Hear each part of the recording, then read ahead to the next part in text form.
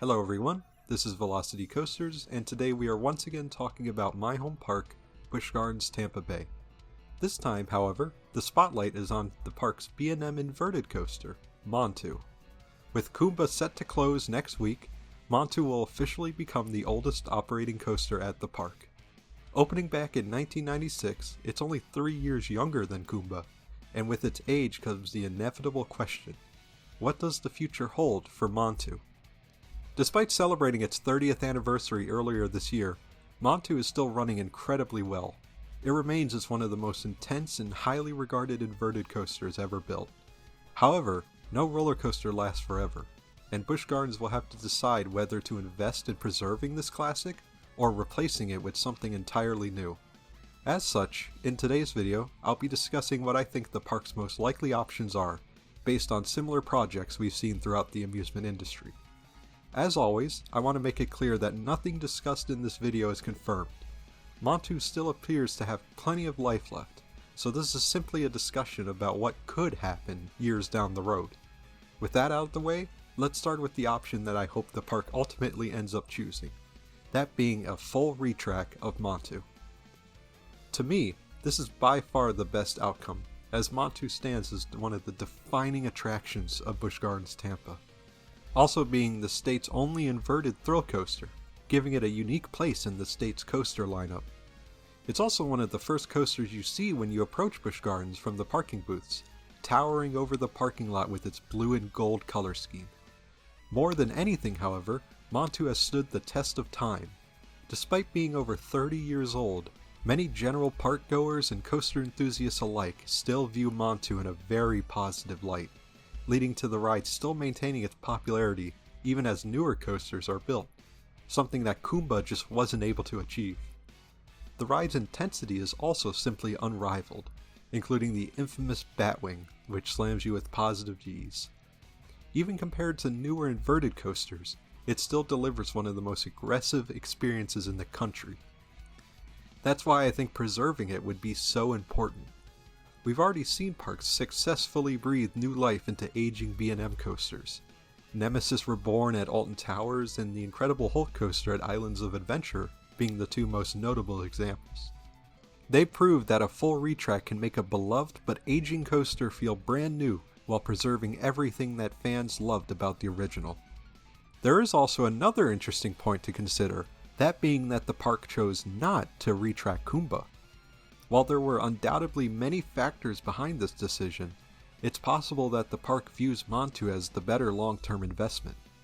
A retract would also provide the perfect opportunity to refresh the attraction as a whole.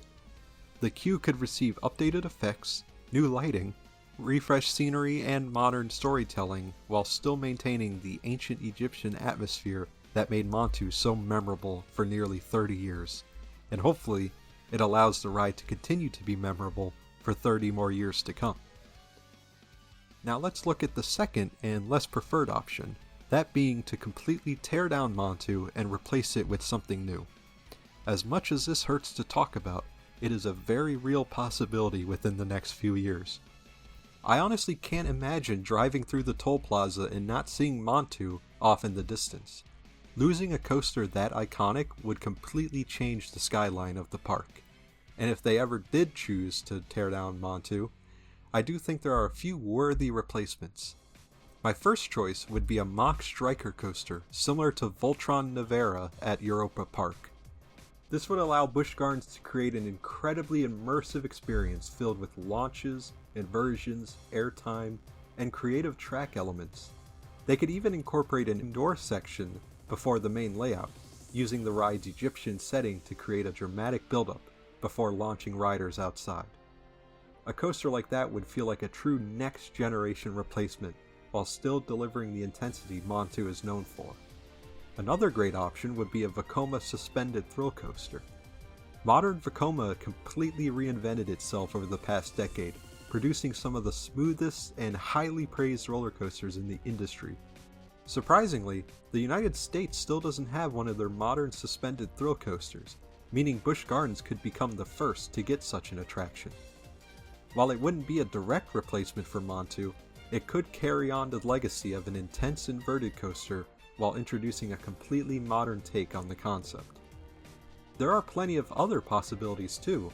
An intimate blitz coaster similar to Pantheon would fit the park's lineup incredibly well, and an RMC Raptor would certainly be one of the most unique rides in Florida. But even with all these exciting possibilities, I still believe retracking Montu is the best way forward for the park. Before wrapping up, I want to remind everyone that I'll be at Busch Gardens Tampa Bay on August 2nd to celebrate Kumba's final day of operation. I'll have my GoPro with me and I plan on getting plenty of footage around the park, so if you happen to see me, don't hesitate to come say hi. I always enjoy meeting fellow coaster enthusiasts and sharing our passion for these incredible rides. I also have another exciting video planned for the 28th covering the full announcement of Project Purple, so make sure to stay tuned for that as well. If you enjoyed today's video, please make sure to subscribe for more coaster news, rankings, construction updates, and discussion videos like this one.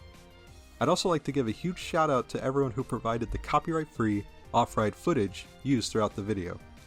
Their channels, along with all the music used, will be linked in the description below. Thank you all so much for watching, and I'll see you guys in the next one.